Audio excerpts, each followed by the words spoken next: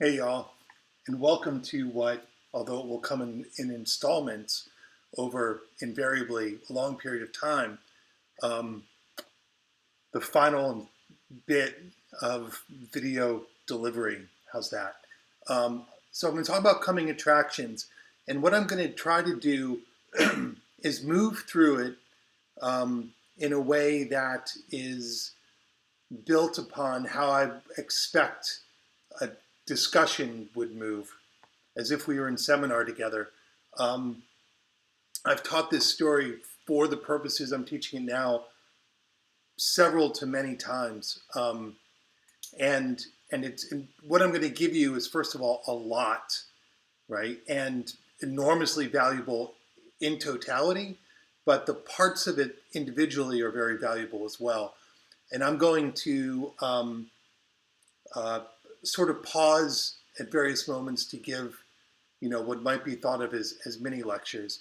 And I expect wholly that what I have to offer you will serve you in many ways. And I will try to comment as I go about what those many ways might be. If we were gathered together around a seminar table, um, the first question I would ask you is, what is the central tension and where is it introduced? So at this point, you've read the story a couple of times at least, and so you have some idea of what Cunning Attractions is going to do from the first page forward. And you should have, by the time you've come to this installment, you should have some idea, because I've asked you to, of what the central tension is and where it's introduced. Nonetheless, if we were around the seminar table and I asked this question, I would expect you to answer, I would ask you to read aloud, somebody to read aloud the first couple of paragraphs. And so, lucky you, you get to hear me read them. I'll read just the first paragraph, and the implicit claim is that within the first paragraph, this central governing tension is introduced to be developed and deepened and complicated along the way. So, first paragraph. Jean was alone in the theater. She had seen the customers out, locked the doors, and zipped up the night's receipts in the bank deposit bag. Now she was taking a last look around while she waited for her boss to come back and drive her home. I would guess that his experience says that some number of you would point immediately and reflexively to the first sentence, Jean was alone in the theater. And first of all, let me be clear, not wrong, right? But what's the logic there? So the tension is as we've foregrounded it over the many weeks that we've been doing this together is the product of two forces in conflict with each other. And it'd be fair to say that Jean was alone in the theater may not make explicitly clear what those two forces would be. But nonetheless, there is the intimation of some sort of problem. If Jean is alone, right, first of all, that might begin to make us worry. And that she's alone in the theater, which is a place that sort of categorically one is not alone in, right? So she's alone in a public place filled with an audience involved in some sort of shared experience. So we'll note that. Right? But I want to suggest to you again, right? Repeating myself is my job. That what we're looking for is what we want to be articulate about are the forces in conflict with each other. So we read on, the rest of the paragraph seems maybe not to offer very much, except more circumstance. But the key one is that she's waiting for her boss to come back, which deepens and complicates the nature of her aloneness. So if we register in that first sentence, and I'm pointing to my chest because we register it in some sort of felt way, ideally, we recognize it intellectually, cerebrally, but also we feel it, right? That's the place of worry.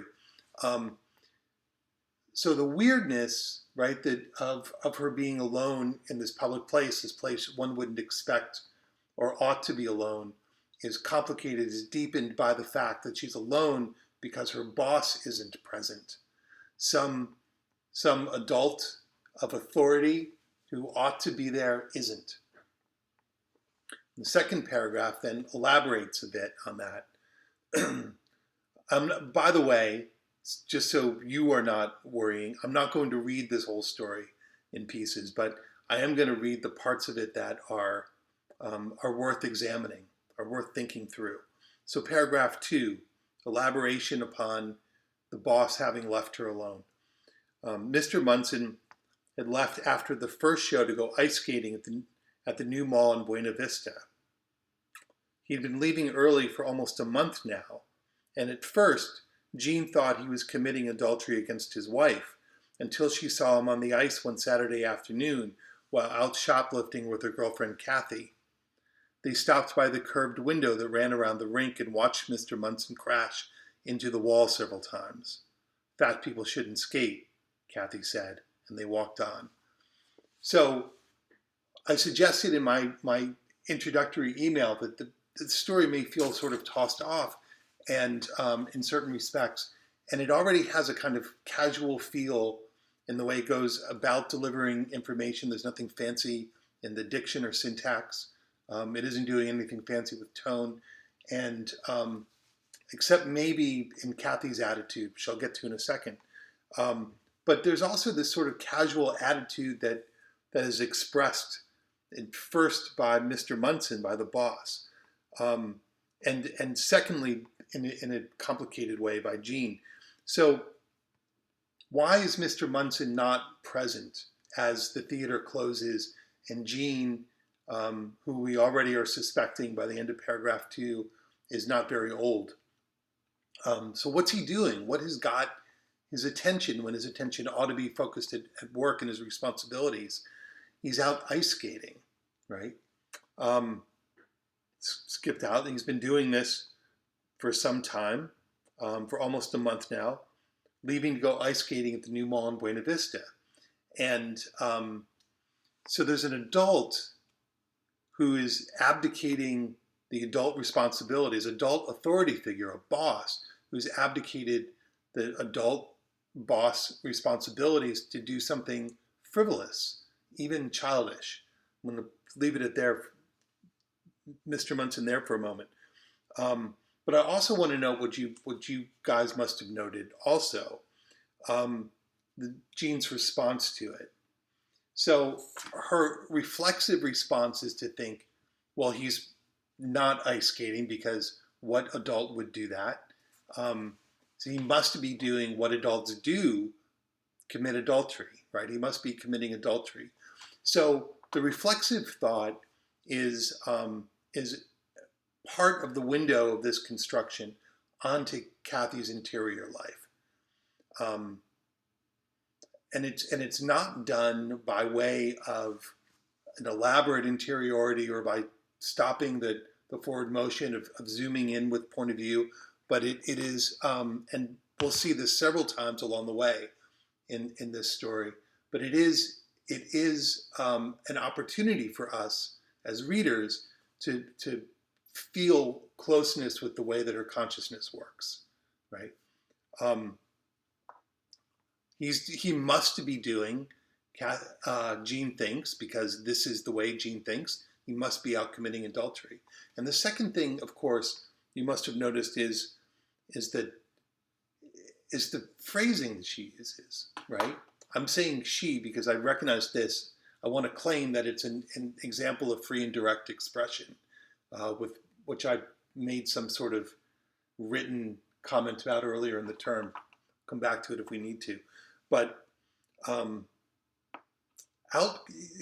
committing adultery against his wife, which is a weird, excessively formal way of thinking about, his being out cheating on his wife, right? Think of all the ways that could be said. Think of all the ways that is likely to be said by a teenager, even in the 1980s, which is when this story was written and first appeared. Um, Committing adultery against his wife was weirdly formal, partly by use of the word adultery, and by the redundancy of against his wife. Who else could he be committing adultery against, right? For one thing. Thinking about this character, right? Beginning to develop a relationship with her, the peculiarity of adultery, right, of her employment of this term adultery is alerts us to something about her makeup. Where does one find that language, right? And who is one if one is employing it rather than the sort of more casual attitudinal phrases that she and her peers would be likely to use. And if you were to think, well, that's the language of the church, you're onto something, right? And I will take a moment now, and then I'll skip forward. Take a moment now to point out that in these two paragraphs, we have Jean's problem, right? That she is in some way alone in a place that she ought not be alone. A circumstantial problem, but also very likely, right? The operation of literature, very likely that's a circumstantial problem is a metaphor for some other deeper problem. And we know that she is alone in this way because her boss, this adult who is ought to be responsible for her and to her, has abdicated, right? Bailed on those responsibilities to do something frivolous. And we know that her immediate reflexive expectation of what he's doing is couched in language or expressed in language that is available to her not by way of likely, right, of her peers. Kathy, who we've got here, wouldn't seem to come from her. Her attitude seemed very different, but from a church, a sort of moral, even biblical frame of reference.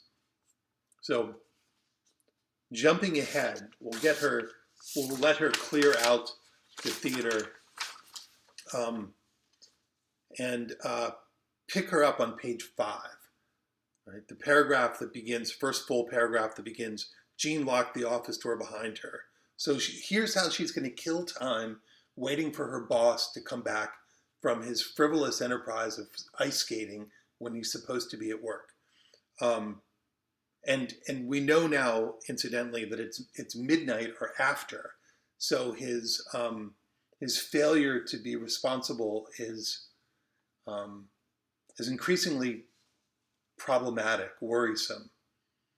And so Jean goes in and she shuts the door, but the closed door made her feel trapped. So she unlocked the door again and left it open. From Mr. Munson's desk, she could see the Coke machine and a row of posters advertising next week's movie. The desktop was empty except for the telephone and a picture of Mrs. Munson standing beside a snowdrift back where the Munsons used to live, Minnesota or Wisconsin. Mrs. Munson had on a parka, and she was pointing to the top of the drift to show how tall it was. We might, wonder if we're readers, right? We just absorb this information, but as writers, we ought to go, what's up with this detail? It feels extraneous, right? Wolf must be up to something with it. Next paragraph, one sentence. The snow made Jean think of her father, right? So whatever details there are in that photograph, they're provided to us in a metonymy that the story Jean calls snow, right? So the image of the snow makes her think of her father. It was quiet in the office. Jean laid her head on her crossed arms and closed her eyes. Almost at once, she opened them again. She sat up and pulled the telephone across the desk and dialed her father's number. All right. It was 3 hours later there, and he was a heavy sleeper, so she let the telephone ring for a long time. At first, she held the receiver tight against her ear. Then she laid it down on the desk and listened to it until she heard a voice. We'll come back and talk about Linda because I don't want this to go more than 15 minutes, generally speaking. But I want us to note that this is also consciousness at work, right? We're experiencing it from outside as a watcher of Jean's behavior rather than from the inside. But it is consciousness at work. Jean sees the photograph with those particular details, one of which is snow, and she thinks of her father. And something's been triggered in her while she's waiting for this boss to return after midnight.